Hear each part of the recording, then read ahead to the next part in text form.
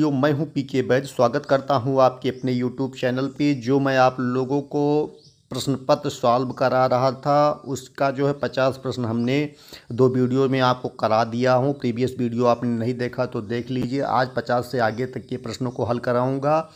तो 51 नंबर प्रश्न देख लीजिए। ग्लोबल हेल्थ किसका प्रोग्राम है? ग्लोबल हेल्थ किसका प्रोग्राम है? तो इसमें बी होगा WHO। WHO का फुल फॉर्म भी कभी कभी पूछ लेता है, तो इसे लिख लीजिए world health organization. World health organization इसका जो है फुल फॉर्म होते। इटोपिक प्रेगनेंसी का स्थान क्या है? इटोपिक प्रेगनेंसी का स्थान क्या है? 52 का सी सही होगा। बोथ यानी और फोलियन ट्यूब और ओवरी जो है दोनों जो है इसका जो है स्थान होता है, तो इसे बोथ कर देंगे, इसे सी विकल्प सही कर देंगे। इम्पोर्टेंट है। प्रश्न नंबर 53 देख लीजिए। 50 investigation method of ectopic pregnancy is. तो इसमें दिया है CBT, CT, UCG, एक्सरे। क्या होगा? 53 का सी सही होगा। USG करा देंगे तो इसमें आपको जो है पता चल जाएगा, इन्वेस्टिगेशन हो जाएगा। इसे टिक कर लीजिए आप लोग। 1 दिसंबर को निम्न में से कौन सा दिन आता है? तो ये होगा एड्स दिवस। 1 दिसंबर को एड्स दिवस मनाया जाता है। इम्पोर्टेंट प्रश्न है, नोट कर लीजिए। अब देखेंगे कौन सी बीमारी में आपके यूरिक एसिड बढ़ जाता है? तो ये है, इसमें विकल्प दिया है फीवर यानी कि बुखार, TB, गाउट।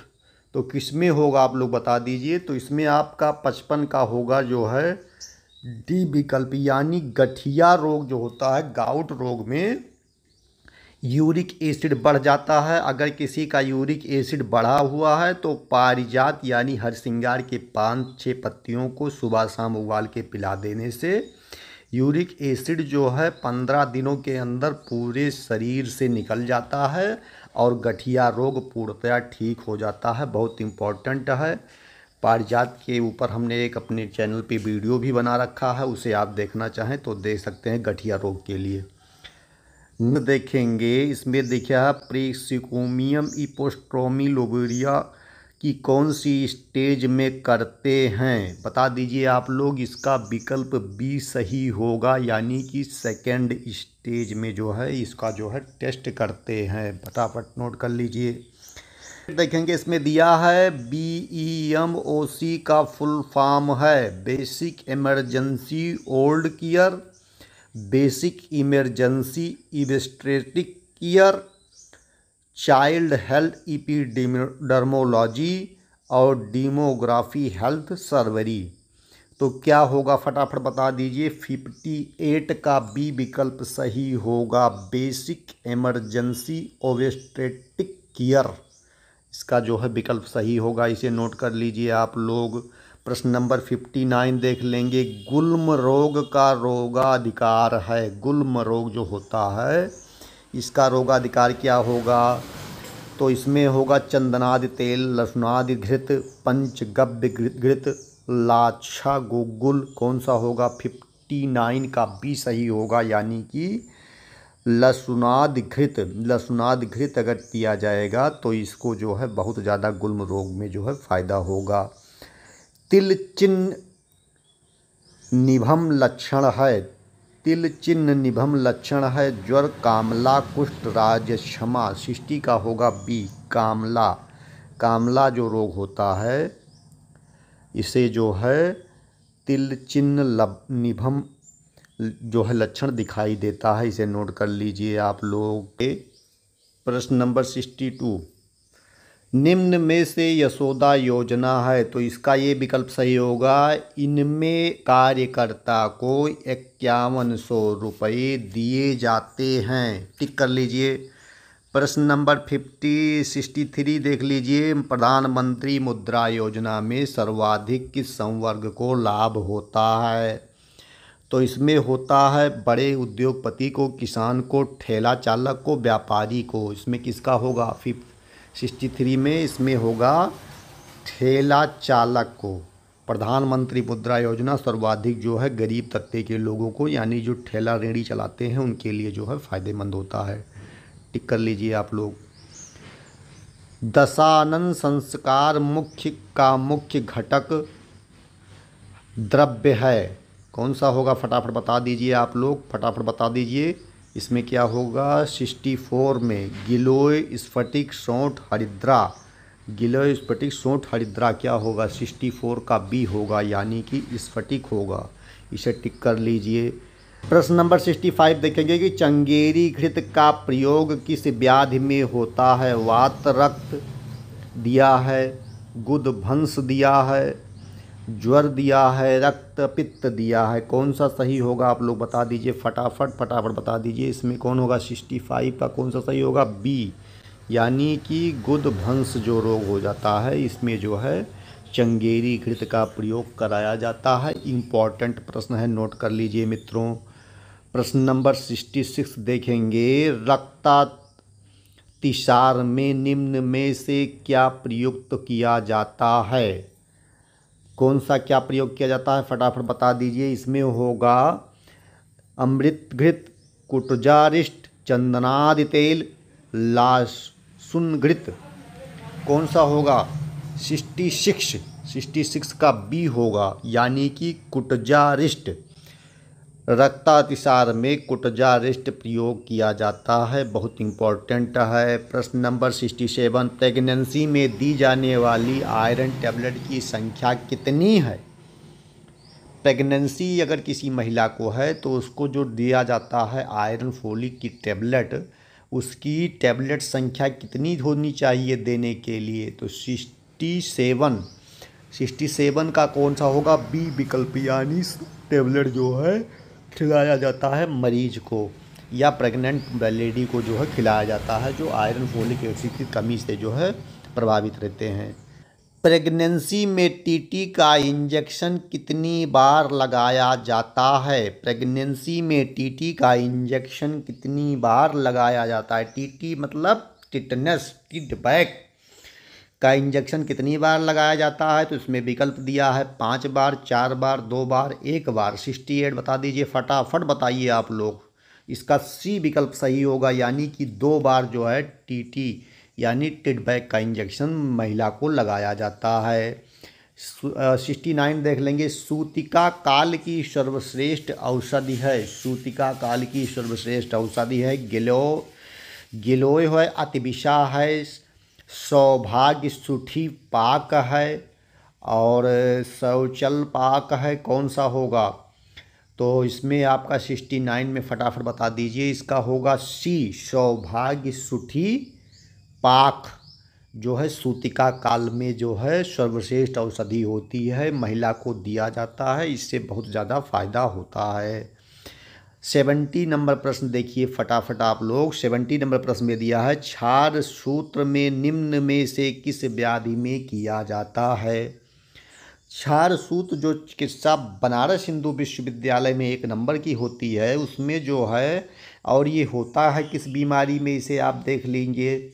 तो 70 नंबर प्रश्न का विकल्प कौन सा सही होगा? इसका होगा डी विकल्प, यानी कि उपयुक्त सभी जो होगा, यानी कि याबुद होगा, अर्श होगा, नाड़ी वर्ण होगा, उपयुक्त सभी, तो इसका डी विकल्प सही होगा। इसमें क्षार सूत्र चिकित्सा कराई जाती है, खास करके जिन लोगों को पाइल्स खूनी बादी हो जाती है, मस्से बढ़ जाते हैं, उनमें क्षार सूत्र चिकित्सा द्वारा जो है इसको जो है कंट्रोल किया जाता है, इसका ऑपरेशन करके गांठों को निकाल दिया जाता है। 71 नंबर प्रश्न देखेंगे, सौर ऊर्जा प्लांट किसके द्वारा लगाया गया है? सौर ऊर्जा प्लांट किसके द्वारा लगाया गया है? 71, तो इसका ये होगा सौर ऊर्जा निगम के द्वारा लगाया गया है, बहुत इंपॉर्टेंट है, नोट कर लीजिए। 72 है, कारितिकादि क्वाथ कौन से रोग में देने का विधान है? तृतीयक, सतत, चतुर्थक।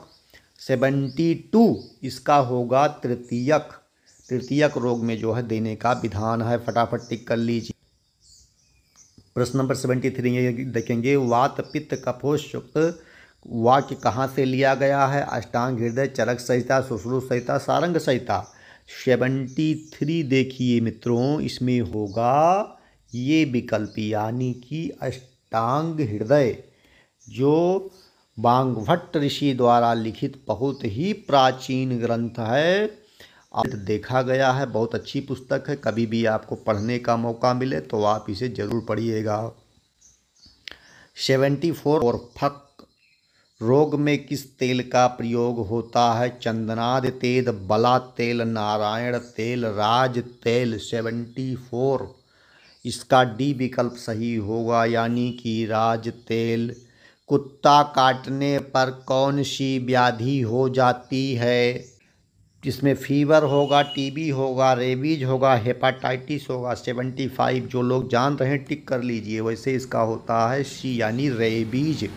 कुत्ता किसी को काट लेता है तो रेबीज नाम की बीमारी हो जाती है। इम्पोर्टेंट है। विटामिन B1 की डिफिशियंसी से होने वाली व्याधि है। 76 तो ये होगा नाइट ब्लडनेस, यानी कि रतौंधी जो होता है, ये विटामिन ए की कमी से होने वाली बीमारी है। इसे टिक कर लीजिए। प्रश्न नंबर 77, धर्मार्थ काम मोक्षणा माँ आरोग्यम मूल्य मुक्तम में वाक्य कहाँ से लिया गया है?